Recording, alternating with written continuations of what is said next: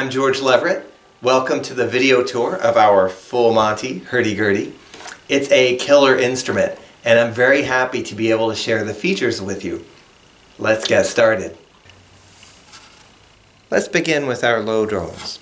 I'll remove the wheel cover so we can see a little more clearly. The low drones are on the far side of the wheel from the player's perspective. They're these ones. I have a C,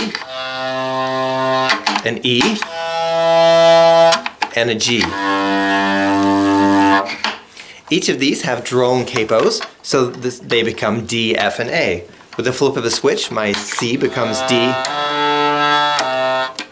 my E becomes F, and my G can become A.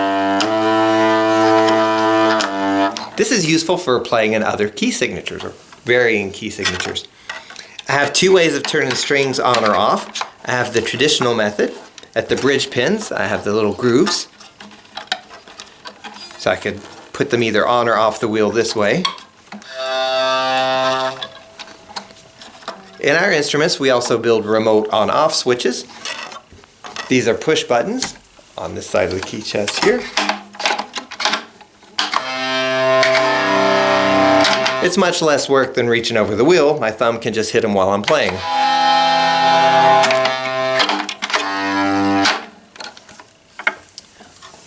Also attached to the low drones, we have a fretboard, which can be used a number of ways. You can either pluck out bass lines,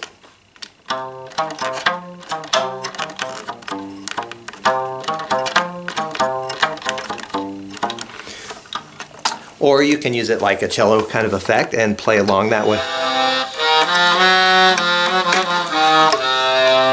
We have another video which goes into greater detail on the fretboard, so I won't cover it anymore here.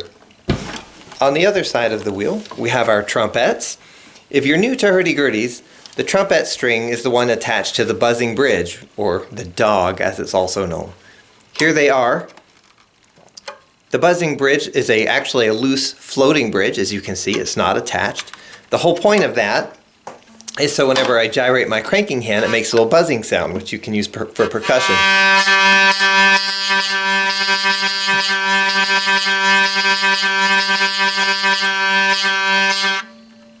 We have two trumpets on this model, one which is tuned to G, which can be flipped up to A.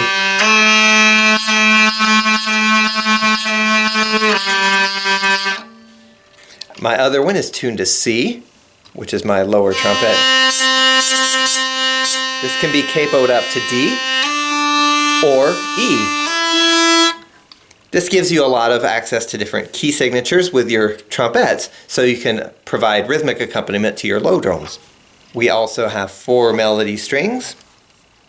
Hurdy-gurdies generally come in 2 main tunings, the C-G tuning and the G-D tuning. There's more on this at our website, but the short version is we have both tunings in one instrument. I have 2 melody strings which are tuned to G notes. I have a low one and a high one. My low-pitched G string can be used for like a violin effect.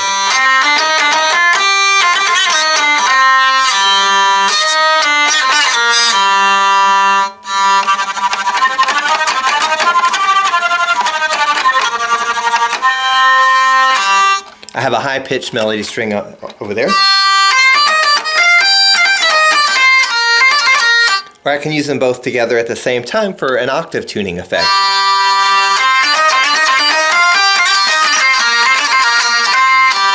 If I want to play a song in the key of C, I could turn on my low C drone, my C trumpet,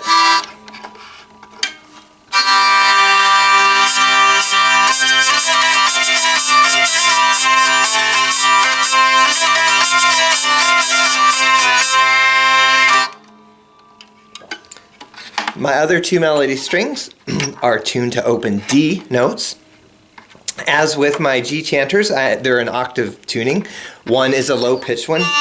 It's a violin string.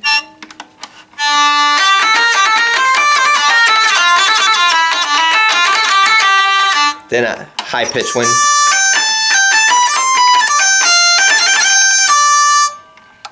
I can turn them both on at the same time as well.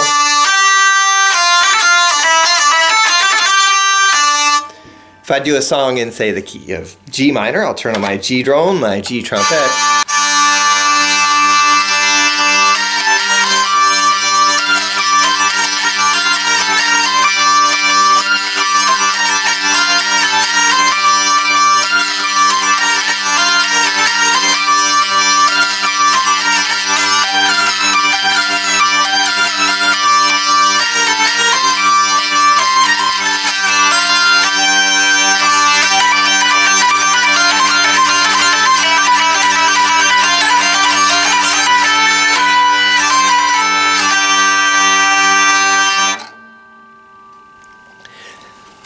The Full Monty also has an extra feature which isn't found on many other hurdy-gurdies, and that's a capo for the melody strings.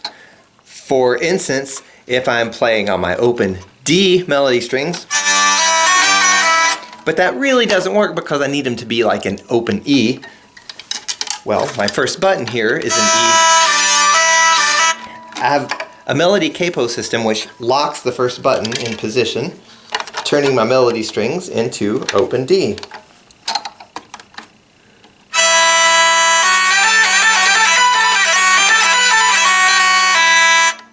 Easy enough to engage or disengage.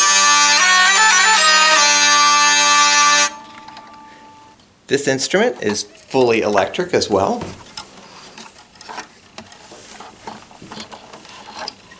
It has 4 knobs which face the player, 3 volume knobs, one for each of the 3 bridges, the low drones, the melody strings, and the trumpets, and then a master output. These all feed into a standard guitar jack and discreetly tucked underneath the headstock. Hope you can see it there.